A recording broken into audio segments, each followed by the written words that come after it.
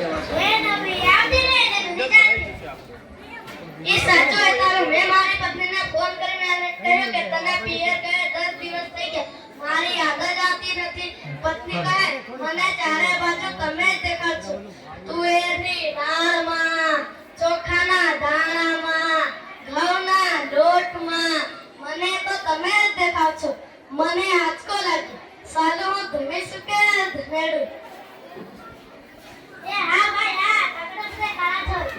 એ તારી વાત એકદમ સાચી ભાઈ એક હું બીજી વાત કહું એકવાર હું મારા સાસરે ગયો સાસુમાં 8 દિવસ સુધી પાલકની ભાજી ખવડાવી એ નમાજી આજે પૂછ્યું તમે શું બનાવ્યું પછી મેં કહ્યું સાસુમાં ખેતર બતાવ્યું